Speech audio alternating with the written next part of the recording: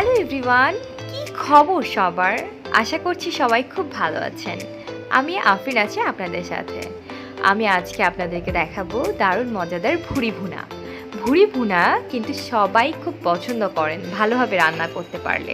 এটা কিন্তু গরুর মাংস থেকেও বেশি মজা লাগে। তো আমি আজকে ভাজা ভাজা করবো ঠিকই, বাট একটু গ্রেভি রেখে। প্রথমেই যেটা করতে হবে সেটা হচ্ছে ভুঁড়িটা ভালোভাবে পরিষ্কার করে নিতে হবে।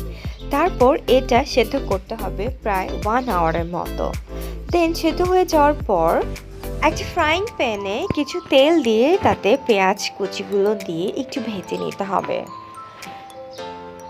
তারপর তাতে আমি এক এক করে আদা, রসুন, গোলমরিচ গুঁড়ো, দেন তেজপাতা, এলাচি, দারচিনি, লবঙ্গ এগুলো দিয়ে ভালোভাবে একটু কষিয়ে নিব। কষানোর পর্যায়ে যদি হালকা লেগে যায় আপনি চাইলে একটু পানি ব্যবহার করতে পারেন সামান্য পরিমাণ। তারপর আমি হলুদ, মরিচ, ধনিয়া গুঁড়ো দিয়ে আবারও হালকা একটু পানি দিয়ে এটাকে ভালোভাবে কষিয়ে নিব। কষানোর পর আমি হালকা পেঁয়াজ কুচি দিয়ে দিব, আর একটু পেঁয়াজ কুচি যেটা রেখেছিলাম সেটা অ্যাড করে দিয়েছি এই পর্যায়ে।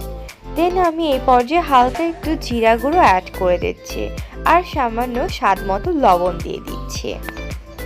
কষানো হয়ে গেলে আমি জাস্ট এখানে ভুঁড়িগুলো অ্যাড করে দেব। এখানে আমি যেটা করেছি ভুঁড়িগুলো 1 আওয়ারের মতো সেদ্ধ করে নিয়েছিলাম, তারপর এরকম টুকরো টুকরো করে কেটে নিয়েছি।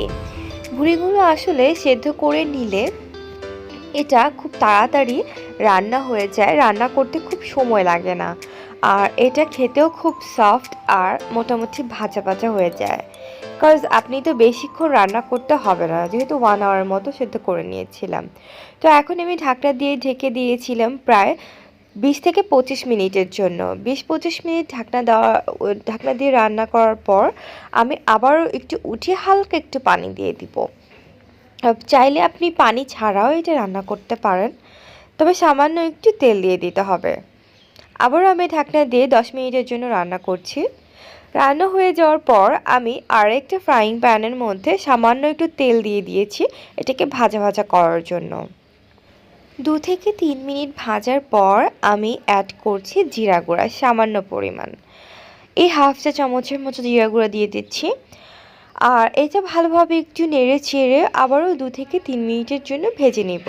বাট এই পর্যায়ে চুলার আঁচটা থাকবে খুব হাই ফ্লেমে।